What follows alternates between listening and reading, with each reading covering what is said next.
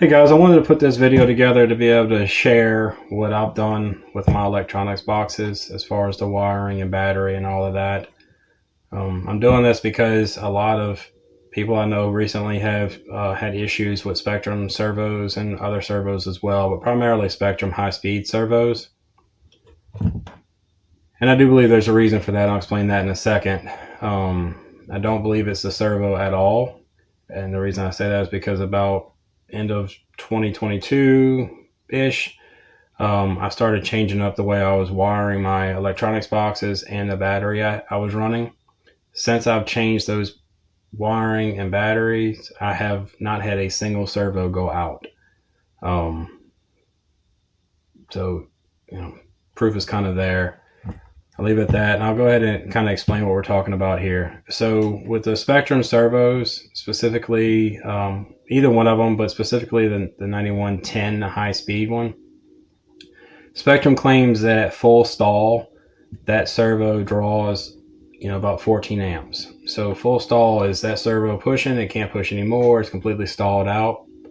On a high bank, dirt oval track, I believe we're getting to that full stall point, if not maybe overcoming that a little bit and actually pushing back on that servo.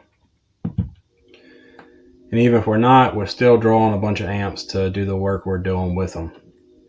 So with that being said, the common batteries out there, your common ones that pretty much everyone runs, little receiver packs, those batteries come with about a 22 gauge wire on them.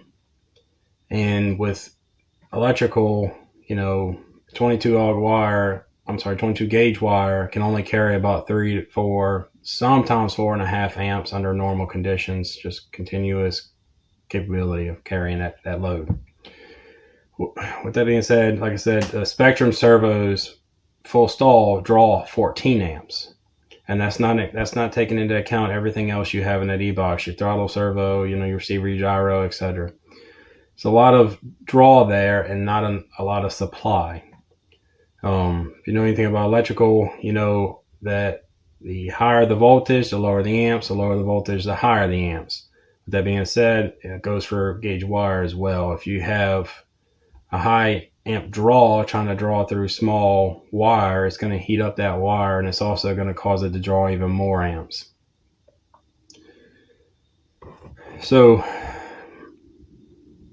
big way to combat that is to get rid of the standard LiPo battery. The standard LiPo battery charges to 8.4 volts. That's full charge, and it's 8.4 volts for a very short period of time. You put it in the car, and almost immediately you'll notice that the voltage is no longer 8.4. It'll get to like 8.2 or so, and that's where it'll operate for most of its time in the car. So going from 8.4 volts, drawing 14 amps to 8.2, you're already drawing more amps there. So going to a higher voltage battery keeps you in that 8.4 volt range where the servo is actually intended to operate and actually rated for. So to achieve that without going to a 3-cell battery, you go with a LiPo high voltage battery. The LiPo high voltage batteries charge to 8.7 volts as opposed to 8.4.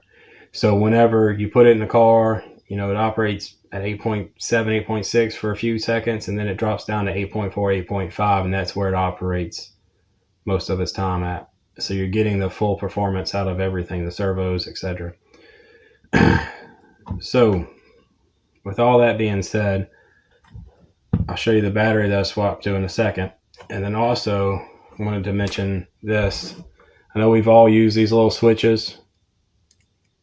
A tiny little wire going into these. It's even smaller than the 22 that comes on the batteries. I'm not sure what it is. It's probably 24 or something like that. It's been a long time since I looked at the specs of this, but I believe ProTech says that this can hold about 10 amps continuous. I don't see how with that little wiring, but I do know that even that 10 amps, that's still under your 14 of just that one servo. And I've had this actually swell up several batteries. And when I stopped using the standard receiver batteries, once I stopped using this, never had another one of those problems of the battery swelling. So with that being said, highly don't recommend these.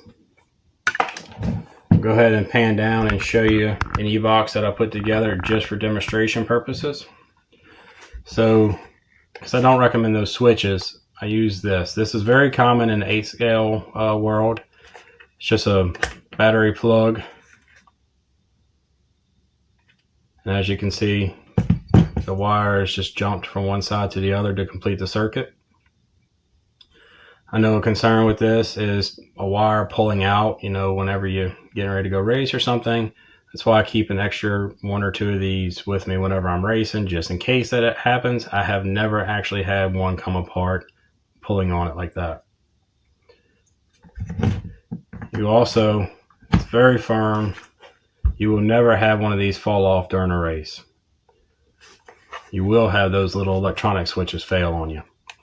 So I do not at all recommend charging the battery in the car. That is very dangerous and can very, very easily cost you a car, or even worse. But the way I wire up the electronics boxes, you remove the battery and lid together to be able to charge the battery. So what we have here is, this is the power plug going to the battery. This is the balance cord going to the battery. Always charge by balance, with balance. Don't ever charge without balancing. Go ahead and open it up and remove the lid. That way you can see what's going on. As you can see, this battery fits with the standard stock lid. You don't have to have, a tall lid to be able to fit this battery. So, the wiring. Kind of give a brief overview. I have an actual wiring diagram that I drew that I'll screenshot and put in this video to be able to look at. This battery uses bullet connectors. It uses 5mm bullet connectors. And then for the balance, it uses a 2mm bullet connector. So you can kind of see right there how your power wires go out to feed your plug on the outside of the box, and then also your power wire right here loops around, your positive wire I should say, loops around and comes to that plug, and then the other side of that positive goes down and goes into this junction, I guess you could call it. The ground does the same thing. I'm going to go ahead and disconnect the bullet connectors, and that way I can show you the battery I use, where to get it, and a little bit about the wiring, a little bit more about the wiring. So this is a Gen Ace Redline 4000 milliamp. As mentioned, it's LiPo high voltage. These batteries, normal price, are like $42 or so at A-Main. They are almost always on sale for like $38 and some odd cents, but the sale comes and goes. I'm not really sure what provokes it. Just kind of looking at it without the battery. So this right here is really the important part of this whole deal. So this is the junction of where the power wires coming from the battery feed into. And as you can see, I have 2 female servo plugs right here. One of them is for your transponder, one of them is to plug into your servo, your steering servo. Okay, so that isn't super important. If you think about all the small solder joints and everything else on the receiver or the gyros circuit boards, you don't want to send 14 amps or have to draw 14 amps through that circuit board. So wire your servo directly to your battery wire, and it doesn't have to feed through your receiver or gyro. Okay, so positive positive, negative negative. The yellow is the signal wire. That yellow wire just bypasses these 2 battery wires and feeds into this servo, this male servo plug. This male servo plug you will plug directly into your gyro on the SX channel, your servo channel, just where your servo would normally plug into. Once you plug this into your gyro, everything else is powered from there. So your throttle, servo, everything is powered through this plug from your gyro back.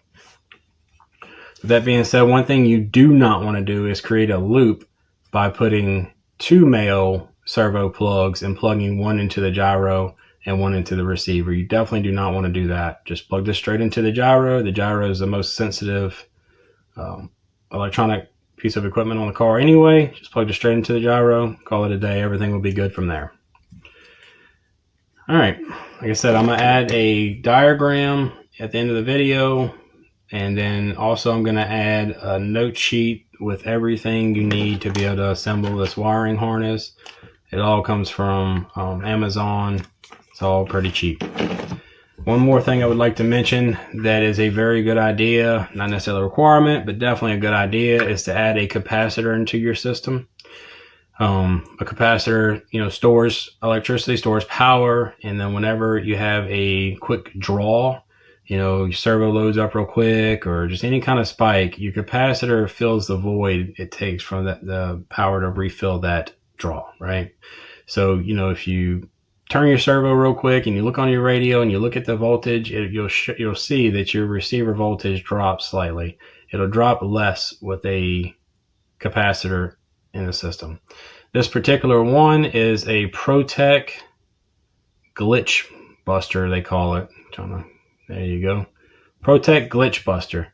All you gotta do is type that in on AMain and you'll find it. I think there's only one on there, but any capacitor will work. Capacitors are polarity specific, so definitely make sure you get negative and positive correct if you wire it up. I recommend plugging this directly into your receiver. Don't wire it into here. It won't do you as much good wired directly to here as it will being plugged into your receiver. All right, last thing I'll say is I also highly recommend putting some kind of inline fuse into the system. You'd want it either one side of this plug. You'd either want it coming from the battery into the plug or after the plug going into before it goes into your receiver, wherever you feel like you could fit it. Use any type of fuse you want. This little type right here is probably what I'm going to use, where I just put it into my electronics box lid somewhere, wherever I find it fits, and then it unscrews. I'm sure you've all seen this. Got a little glass fuse in there, and you should be able to run around a 20 amp fuse or so. The purpose of the fuse is not to stop over amperage draw. The purpose of the fuse is to stop you from accidentally plugging in your positive and negative of your battery backwards and frying everything in the car. I promise you that if you plug any LiPo battery, any battery really, but especially one of these LiPo high voltage batteries with a large discharge rate of like 130C, it will immediately weld everything connected to that wire in your car, and it will not be a good time. So with all that being said, I hope this was informative. I hope it helps some of y'all out and hopefully saves you from having to buy some very expensive servos over and over and over. Thank you.